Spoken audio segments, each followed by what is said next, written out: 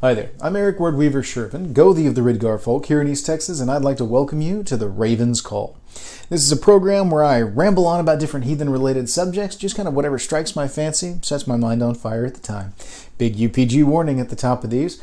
I laugh at that because somebody said I need to put that on a t-shirt, and I was like, you know what, maybe I do. Anyway, big UPG warning at the beginning of these episodes, like always. This is just my take on the world. This is my take on heathenry. I'm not an expert on anything. I'm not telling you there is no other way to do this. I'm simply saying this is how I view the world. These are my insights, and make of them what you will. Hopefully they're conversation starters. Maybe it'll drive you down a path of exploration to where you can find something else that might make sense to you, or maybe you refute. Maybe you like the ideas and you roll with them on your own. I don't know. Anyway, as always, the one thing that I like to encourage everybody to do is to think for yourselves and research for yourselves. Last week we did a video on, I don't want to do my homework because people don't want to do their homework. They want things handed to them. And so keep in mind, as I go through these things, I'm not handing you everything. You got to go and do some digging yourself. Okay? So let's move on to the housekeeping stuff. Housekeeping down below. Subscribe to the channel, ding the bell, the little notification bell, turn those on. It helps with getting everything out there, with people seeing the channel. Feel free to comment. I do take viewer requests. As a matter of fact, I've got a few that have stacked up over the last couple of weeks that I'm going to start working on here in the near future. Some of them require a little bit more prep, but that's okay. I don't mind as long as I've got the time, and I may actually have some time freeing up here soon. My work schedule's been crazy, but I think things are about to level out a little bit, so I'm excited about that. So let's roll on with all the other contact information's down below. You know how that goes, so I'm not going to go into that. Let's jump into today's episode. Now, today's episode is going to be rife with UPG, okay? This is definitely a ramble on my part of just some stuff that really kind of hit me and got me thinking. I've talked before about correlations between science and heathenry and how things just kind of jive. And the more that I think about these things, the more these things jive, because science is just simply the means with which we study the gifts that the gods have given us. And so I look at things from a scientific standpoint, from a philosophical standpoint, from a theological standpoint. A lot of things they just jive. And as you guys know, I'm big on mythic parody. I love to look for correlations between the world around us and mythology. I love to look at how symbolism within mythology can be used within ritual, things like that. I mean, it's kind of my jam. I really dig that. I'm big on grassroots heathenry and mythic parody. So, not parody, but parity.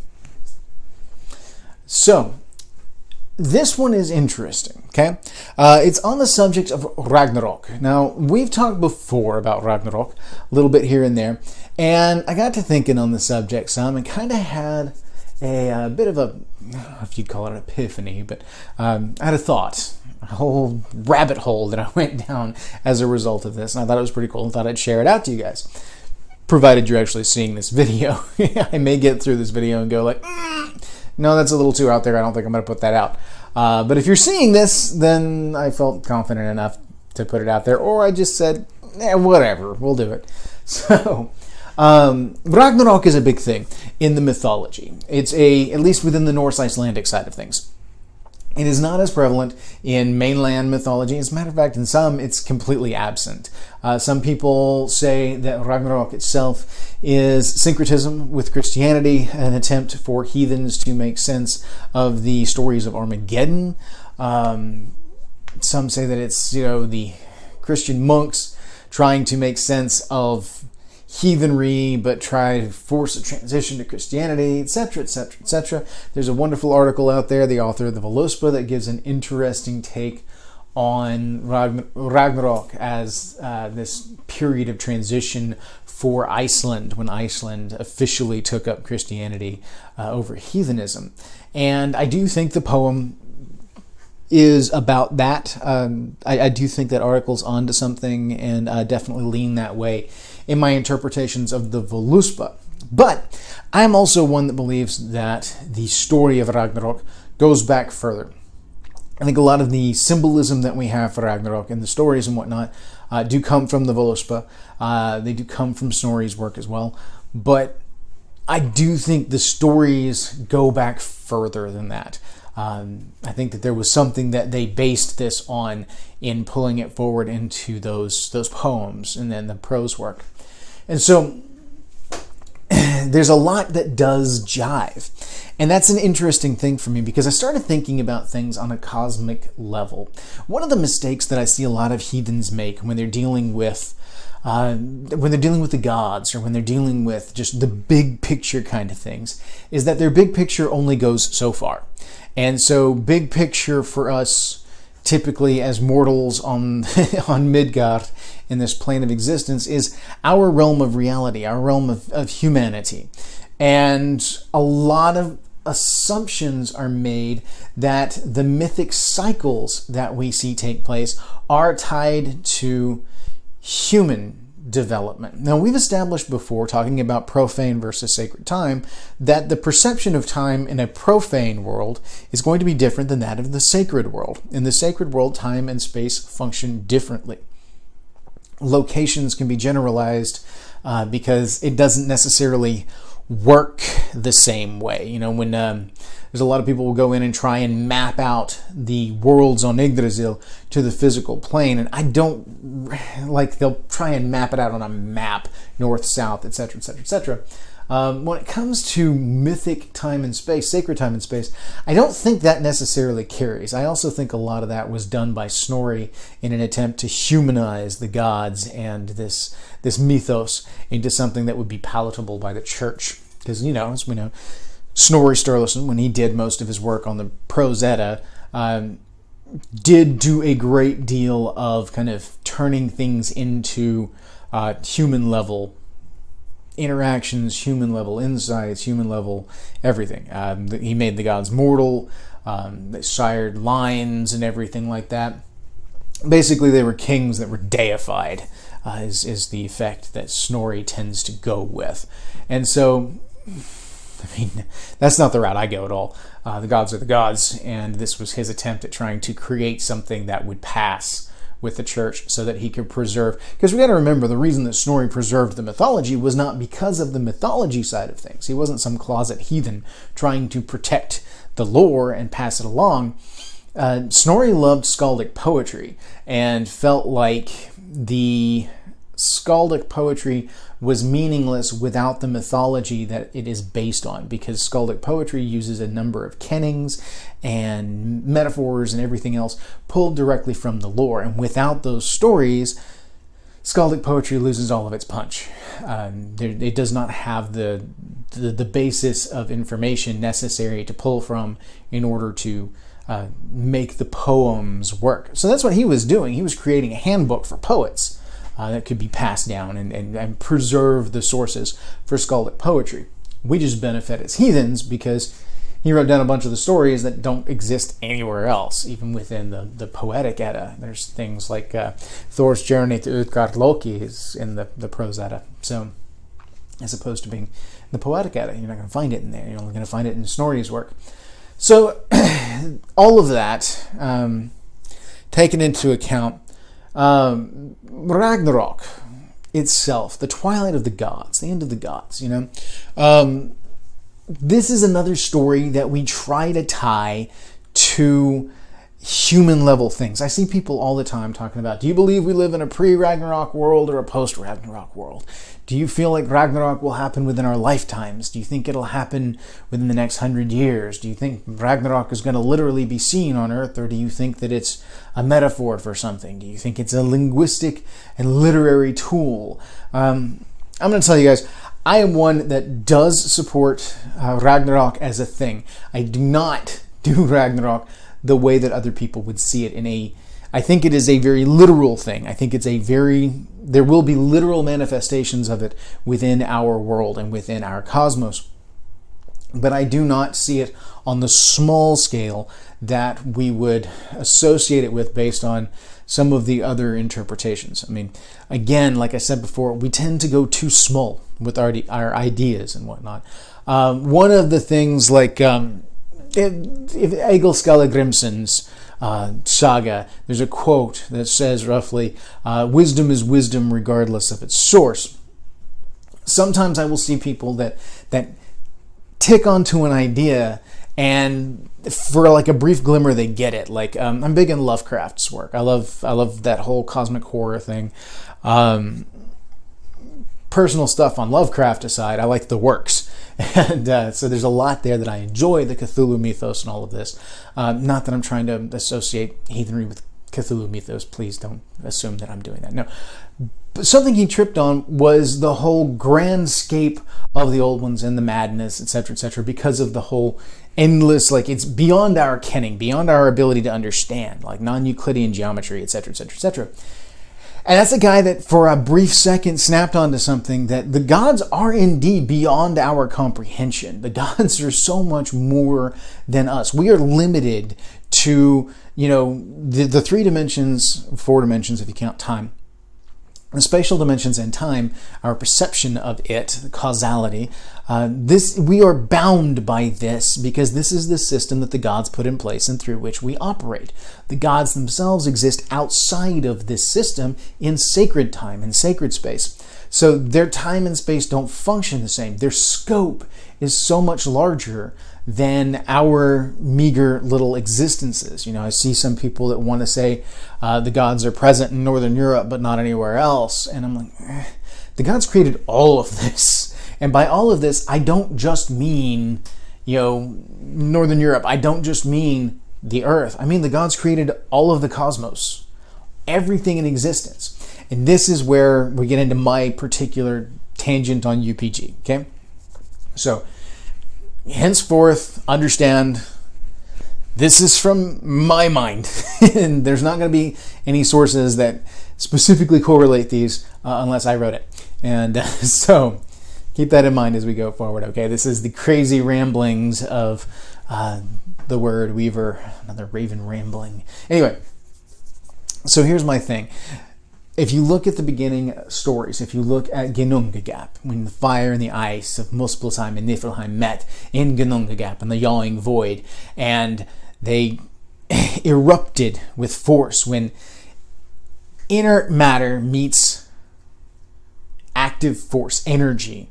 There's an explosion of matter and creative, chaotic energies. It burst forth in this just array of the loam, the frost that filled Ginnungagap, from which Ymir, the first giant, came, and then Bor and Buri and Odin, Vili and Ve, as the gods came up through the ice and sired their line, etc., etc., etc.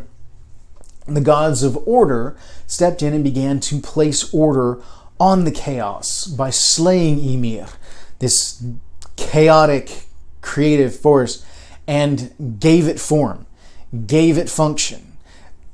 This very much mirrors the Big Bang. When all of the force and energy meet in this expanse of nothingness, and then the Big Bang explodes. The cosmos explodes out from the central point. Now, if you know the cyclic nature of the Big Bang, this is probably not the first Big Bang that has existed, and it is probably not the last, because the way things work is all of that matter, gravity pulls it together over time. And so for eons and eons and eons, time beyond our comprehension, matter came together, forged into this central point, the center of the cosmos. And once the pressure built up to such an extent, a huge reaction of energy occurred, causing the explosion of all of this matter, all of this energy, dark matter, everything out into the cosmos. And the cosmos expands over time with the force of this explosion. Eventually, this energy plays out, and the cosmos stops expanding. At the point the cosmos stops expanding, entropy sets in, and things come to a rest for a brief second, and then everything begins to slowly pull itself back into the center, because that explosive force is done, and now there's only the attractive force of gravities and whatnot. So anyway, everything begins to come back to the center of the cosmos after the explosion, and then again, way beyond our comprehension. We are a blip. We don't even register on this time frame.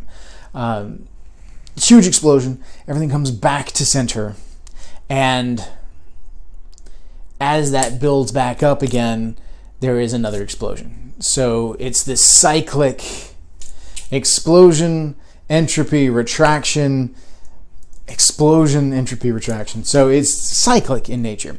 It's just the cycles are so far beyond our ability to comprehend, because our entire existence, I mean the entire existence of the human race, is less than a blip on this whole cosmic timeline. I mean, we're insignificant in that respect.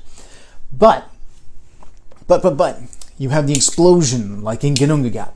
This force, this energy comes out. The gods come in and give shape and form as the universes form, as the stars are set in place. We have reference in the mythology of Thjazi and his eyes being thrown up into the heavens as a star. You get some correlation between the gods and the stars in that respect. But the gods put all of the worlds into existence, into shape and form. They forged these things. They didn't necessarily just poof them into existence. It wasn't just a magic, boom, there's a world. No, as is described with the prima sacrifice of Ymir, there is form given to these chaotic elements. There are, in that initial violent act, like the explosion, then they take those raw materials and they craft them, they shape them into things. And this takes time in the sacred space, which would take an immeasurable amount of time in the profane space for us to recognize this as it plays out. So, and again, the times don't correlate. It's not like a 1-to-1 kind of thing or a 10-to-1 kind of thing. It's, what happens in the sacred space happens in the profane space as those energies echo out, etc., etc., etc. But again, the gods created the profane space. And this is that act of creation. So this outward energy, Yggdrasil is born. Yggdrasil, the tree of the worlds, as it were. And so Yggdrasil grows and expands, but there's constantly hearts gnawing at its leaves. There's Ratatoshk, the squirrel, running up and down with the eagle at the top and Nidhogg at the bottom, chittering away and causing his problems and stirring his pot. And Nidhogg is constantly gnawing at the base of the tree. These are forces of entropy that are pulling at that outward expansive growing force. As these entropic forces slowly eat away at that expansive force, expanse stops until the tree begins to die. And in Ragnarok, it's said that, the worlds will burn, etc., etc., etc., and the tree will die, new tree, new life, etc., etc., etc. I say etc., etc. a lot. But what we have here is this, again, cyclic nature within the mythology of creation and then Ragnarok and then a new creation on the other side, mirroring this Big Bang cycle of expansion and contraction. But if we liken the creation mythos to the Big Bang, we must also look at the expansion of Yggdrasil and the existence of the worlds in a similar time frame. To do cosmic time frame for the Big Bang and then try to tie everything to this blip of cosmic time that is humanity is arrogant in and of itself. You can't just assume that everything's going to happen within human time frames. Ragnarok, I do believe, is a thing, but I don't think humanity is going to exist long enough to see it. I really don't. Because if you think about things within the mythology side of things, look at, for instance, the sun and moon being devoured in the times of Ragnarok. You have the death of Balder, and Balder is associated with the sun. There's a lot of correlation with Balder as a sun god, etc., etc., so on and so forth. When the sun dies, our universe dies. The stars across the expanses blip out. And as they do, as they succumb to this entropy, there's a million things that happen, white dwarfs, supernovas, all that stuff, black holes. And so there's all of this that's going on at the same time. where there's explosions between stars. There's all these things that could be likened to Thor fighting Jotun, and that could be a manifestation thereof. You know, supernova could be a blow from Mjolnir. Again, all UPG, okay? All UPG. But as we reach that point of entropy, of heat death, where all of the energy begins to go inert and everything blips out of existence, doesn't blip out of existence, but returns to this inert point before the gravitational forces pull everything back in. As we hit that point where the stars begin to die out and everything just kind of plays out in the whole cosmic expanse and then begins to retract, we see correlations with things within the mythos, such as, you know, the death of the sun, like I said before, Balder. We have you know, the death of the sun and the moon as they're devoured by the wolves, and then we have the great mawing expanse of the hungering maw of chaos of Fenris coming and sundering Odin, destroying order, destroying the epicenter of order, and all of this order begins to fall apart as everything crashes back down into itself, back to a point of primordial nothingness before there is another explosion. So we are returning to a state of Ginnungagap. Ragnarok, as far as the Fimbulvinter, three long years of winter preceding the final days of Ragnarok, you're looking at this point of heat death, of the entropic nature wherein energies play out and there's nothing left. And then what if the dead that raise for this battle on the Vigrid Plains, what if this isn't necessarily just the halls of mortals, the hall of hell with mortals here, and just humans coming forth? I mean, of course, those spirits will still be there. The spirit energy doesn't dissipate. But you've got to think, all this order comes crashing back down. All of these entities all throughout the cosmos come crashing back down in a great battle. And you have the bodies of dead giants. You have these giant chaotic forces of planets crashing into each other as everything comes back into the center. You have these dead stars that are then waging war against order by exploding and causing all sorts of havoc throughout. So you have the dead rising to come back and battle. And so is it 100%? No, but there's a lot of correlations there that make me think that it's entirely possible Ragnarok itself is not something that we would perceive in our mortal time.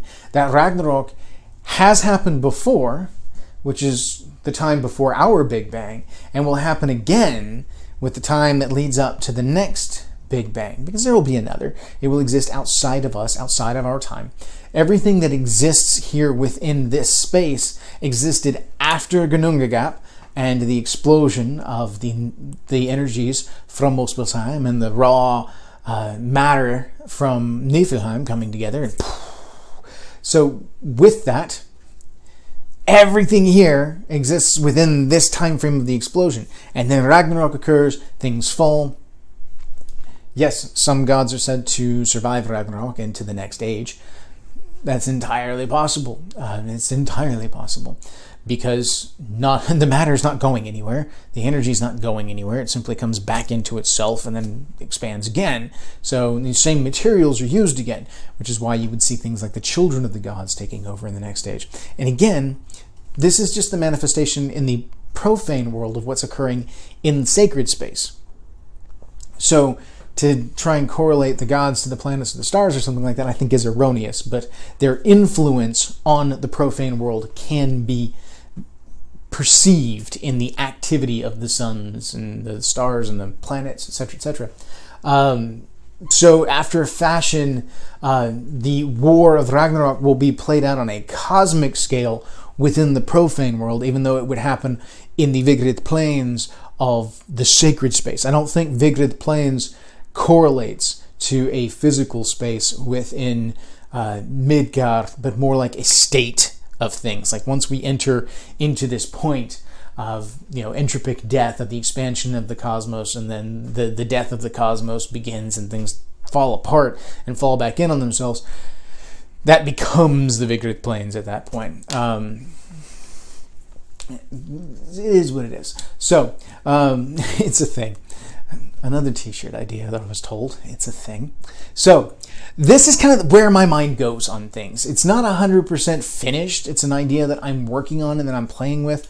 But I kind of wanted to share it out with you guys because what does this mean for heathenry in general? Not much, other than the fact that when people come at you with, well, you know, Ragnarok is coming, the end of the world, blah, blah, blah. Probably not. I seriously doubt Ragnarok is playing out on our time frames. I think it's occurring on a cosmic level and therefore isn't something that we need to be concerned about. It is a certainty. This will occur. Cosmic death will occur at some point in time. It will be well beyond anything that we are capable of comprehending, let alone actually being there for. I don't think humanity is going to make it to heat death. I just don't think that's going to happen. When everything falls back in on itself, I just don't think there's going to be life left, let alone, I think it's going to be the gods versus, you know, the trying to maintain order when the energies have played out and everything has reached that death point and is just coming back in on itself, and the armies of the dead march towards the gods. You see where I'm going with this? It's a rambling thing, but again, what does it mean? Like I was saying, it doesn't mean a whole lot, but it does give us a frame of reference to start thinking about things maybe a little bit differently. If the play out of Ginnungagap to Ragnarok to back plays out on a cosmic level, then we have to think that maybe some of the other mythological elements also play out on a cosmic level, that maybe these things are not just tied to our time frame in our world, and that they are so much bigger than us. Like when I talk about the difference between sacred and profane time, if you're thinking within the scope of human existence, that's not that big a difference. I mean, yeah, okay, it's something that's always existed for humanity, but I mean, like, the existence of actions within sacred time could take way more than humans are even around for. Because a lot of the mythos, a lot of the stories with the gods and everything have nothing to do with humanity. They don't speak of the gods interacting with humanity. There are some stories that do. There are stories about the gods getting involved with kings and the play out of battles and things like that. We're assuming those things all pertain to Earth and to us here. It's not any kind of supposition as to what the gods may have put into place on other planets, in other universes, galaxies, whatever. There's no way for us to know. It's impossible for us to know. So it may be a fun thing to think about, but it doesn't necessarily have any impact on us here.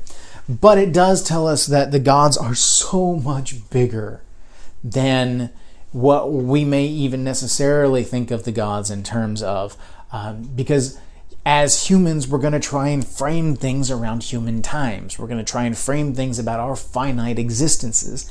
And it's just a thing. So this is a ramble. It was always meant to be a ramble. This is just a sharing of this idea of getting you guys to think maybe a little bit outside the box, to maybe frame things a little bit differently when you're looking, because I do think that science mirrors the mythos. I think that this is part of the reason why heathenry is just true to me. This is why I don't look at the mythology as, just stories. I think there's a lot more to them. And I think there's a lot there that the ancestors understood from the stories that were passed down, from the teachings of the gods, the insights of the gods. I think there was a lot there that was true. Now, not all the stories are like that.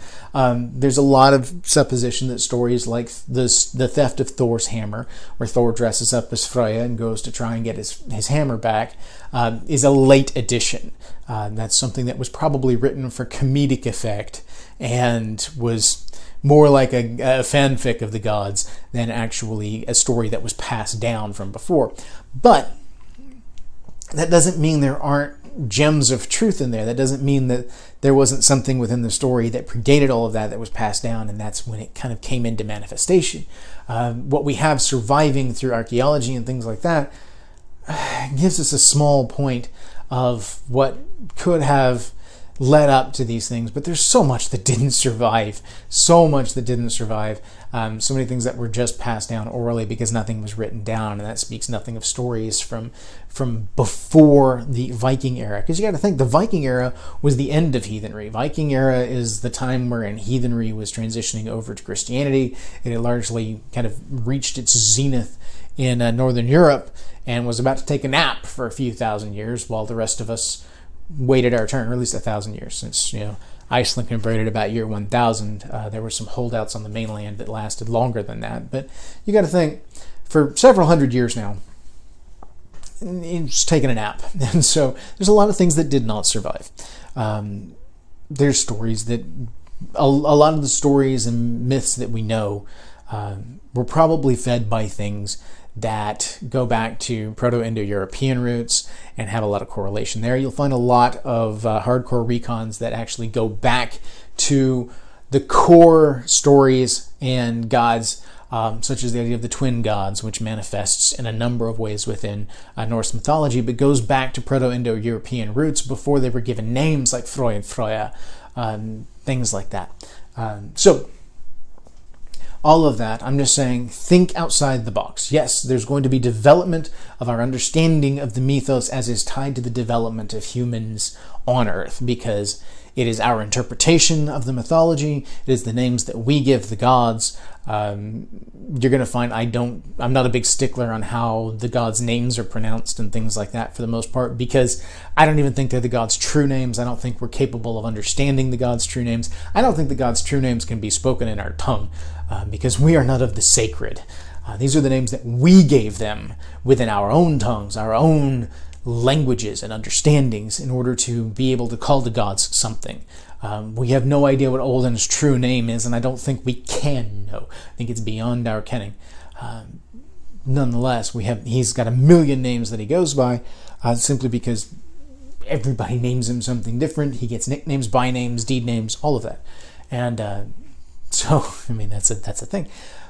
So as I go through and I talk about these things going forward, this was just kind of a fun thing of, hey, we may actually know when Ragnarok will occur. You could probably sit down and do the calculations on a cosmic level with a cosmic calculator and figure this out. I don't know. I thought about going into that branch of science when I was a kid, but then I went into psychology instead. But it doesn't change anything other than the fact that we can all relax about Ragnarok occurring within our timelines and it causing the chaos of turning brother against brother, etc., etc., etc. If that plays out on a cosmic level, that could be a metaphor for the planets banging into each other and stars exploding and destroying the very planets that they supported for so long. These could all be cosmic level events and not necessarily microcosmic level events. But we would frame them in those sorts of things because that's our understanding of things. If all we got was this image through the gods in their inspiration of how this was going to play out grand scheme, prophecy-wise, as far as Ragnarok goes, they'd have to put it into terms that we could understand with our limited capabilities, and this would be what we would see. It's kind of like explaining it to a kid. You would put it in terms that they could understand, because they may not understand things like entropy and cosmic death and things like that. So there you go. It's just fun. It's a neat thing. I like to do these every once in a while where I just ramble on. We'll talk about more actual hardcore educational stuff, and we'll talk about some more woo-woo kind of stuff coming up. I've got a number of requests that I'm going to start playing with and looking into. But this was one that kind of hit me here recently, and like my whole parody thing that I use with ritual, it shapes kind of how I see the mythos. This is something that I've been kind of working on for years, and the whole correlation of Ragnarok to heat death and entropy and the cyclic nature of the Big Bang, just all kind of, I hit a point where the mind fire got going on it here recently, and I just decided to roll with it and thought, hey, folks might like it. You guys let me know. I don't have to do any more like this, but I just kind of enjoyed it, so I thought it would be fun and shared it out there. So anyway, that's enough rambling for today. Hope you guys enjoyed today's video. You know all the spiel. Interact down below so that this gets out there, people see it. I thank you for watching. You guys are awesome. We are very near 2,000 subscribers, so help us get there if you can, provided you made it this far in the video. Most people don't make it this far in the video, but nonetheless, hail to you all. Thank you. May your hearth fires burn bright.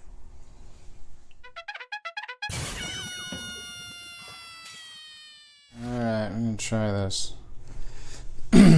Some concerns. It may or may not hold up. My tripod's being stupid. Shoot. Smoothie. Yay.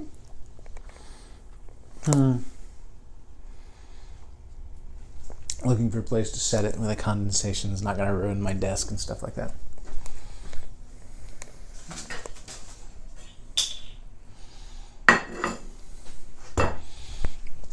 Done. Okay, cool. Oh, all right then. Let's see here. I don't know if anybody's going to make it through this particular video. It's a little weird, but I like weird, so we'll go with it. It's my ramblings. I'll do what I want.